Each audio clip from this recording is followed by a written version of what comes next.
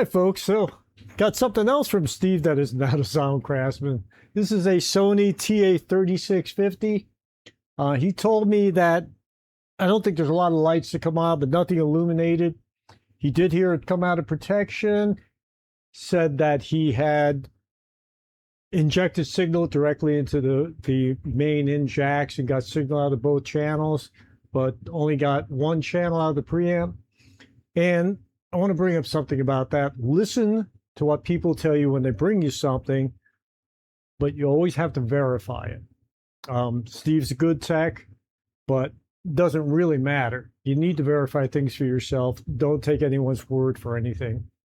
And I say that from experience, and I'm sure I've led people astray if they listen to only what I said. You do need to verify these things. But anyway, let's put some power to this and see what happens. All right, so I've got this hooked up to the analyzer and the scope, so let's power it up.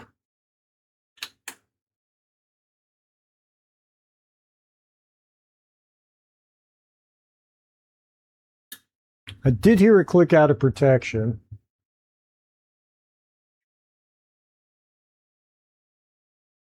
And I don't see anything going on here.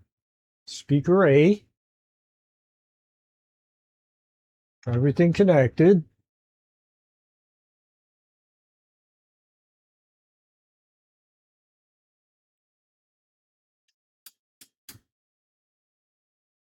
Okay, got a little noise in the volume control, but only on one channel. And I'm not seeing any signal. I do have the analyzer is on.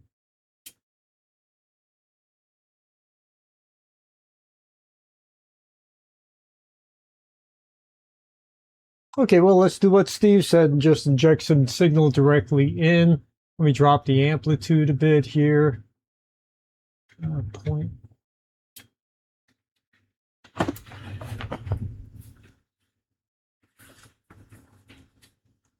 All right. Look here, we have pre-in, main out.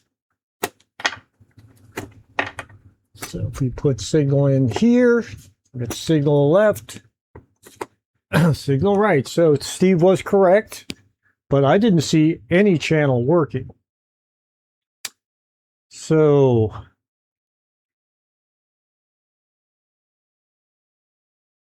okay, I'm going to connect the scope to the pre-outs, and then we'll inject signal into the aux again and see what we get.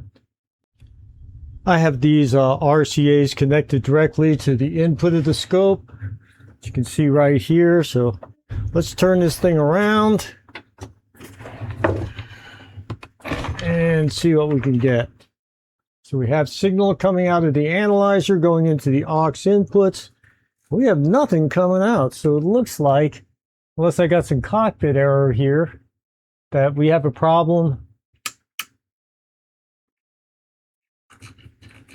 Problem with the preamp. All right. Well, let's get the covers off and see what it looks like. Got something kind of strange here. Now, if you look, I have the aux ins here, but yet if I go right to the back of it, I don't see anything on the scope. Same if I go to the other channel. But if I plug in right next to it the tuner input,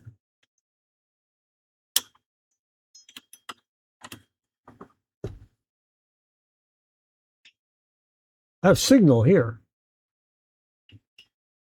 So I don't know what's wrong with those inputs, but it doesn't seem to be affecting our output at all. I put the pre-main jumpers back in, and I don't see anything on the analyzer, even though I do have signal going in. So I want to take a look at the power supply, whatever feeds the flat amp, and I want to put the schematic up here. We could talk about that for a moment, and I'll show you what's going on. But I thought it very strange. I started probing the volume control, I didn't see anything, and that's what took me back to the inputs here. All right, this officially got really bizarre because I was working the front panel. If you put the tape copy on 2:1, we get signal. If you put it on tape 1:2, we get signal. If you put on source where it's supposed to be, You get nothing.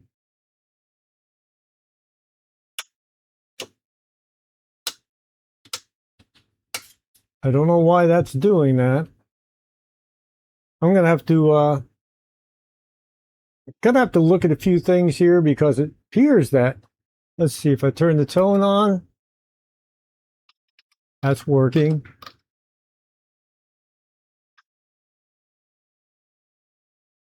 Oh boy. All right, I'm going to RTFM and see if I can figure out why this would do this. Looking at the manual, they give you directions on how to tilt the front panel so you can get to the boards and switches that are back there.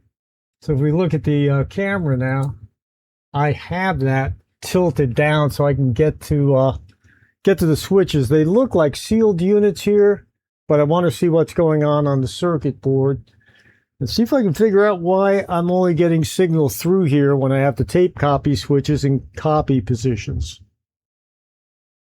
I compiled a list of all the testing and symptoms I've come up with here.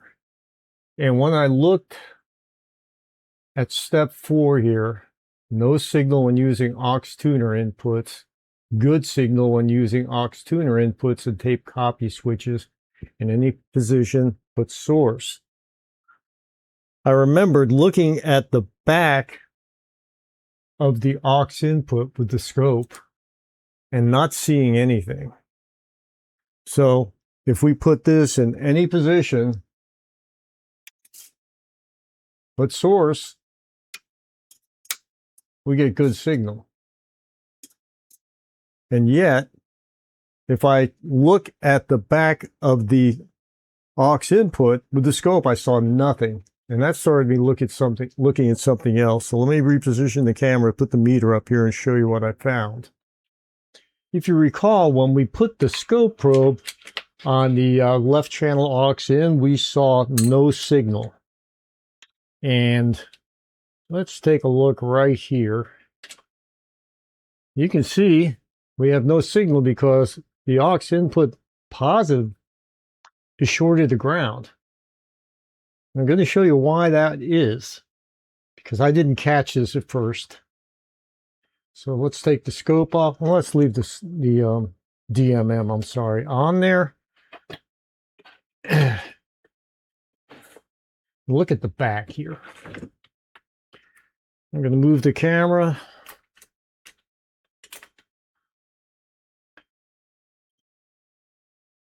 So the phono inputs have these shorting plugs on them. This is fairly standard. Some manufacturers want you to short the unused phono input to keep noise down because these are high gain inputs.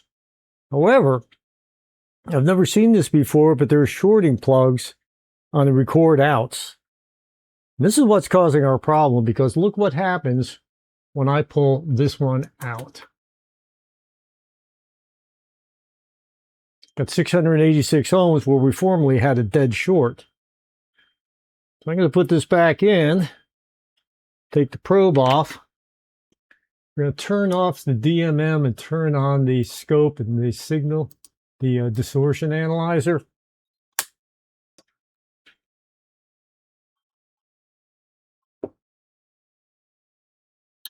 Okay, it's out of protection. We have no signal, but yet I pull this out, we got our signal. So for some reason, these shorting plugs are on there. Maybe they're supposed to be on the tape ends. I don't know. But this is our problem. This was the whole problem. I didn't catch it. I was so focused on why there was no signal, I didn't stop to look at this. Now, if you look at this schematic right here, I don't understand why it was a dead short because you see 10K ohm resistors in series with record outs. But nevertheless, that was the whole problem. That's why there was no signal passing through here. So a more observant person probably would have caught this. I did not. You could spend a lot of time chasing your tail when the front panel or the back panel can hold your entire solution. So that's on me. I remember one time when I was still fairly green, I had a big console television 25-inch. They were big back in the day. And it wasn't responding to the controls. Now, it was a slightly newer at the time set. It had a remote and it had a microcontroller unit. And I saw a reset on the schematic I couldn't find anywhere. So I traced from the main board up through to the front panel. And at the top of the front panel is a little hole with the tiny letters that said reset next to it. And I tore that set apart trying to find that reset. Once I found it and I hit it, everything started working again. Point being, you really need to pay, I need to pay more attention to these things. But anyhow, that was the only problem with this.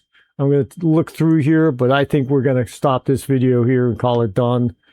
Anyway, hope you learned a lesson. I learned one I've learned repeatedly. But in any event, I thank everyone for watching. I like giving back to the community. That's given me so much. Thanks, everyone.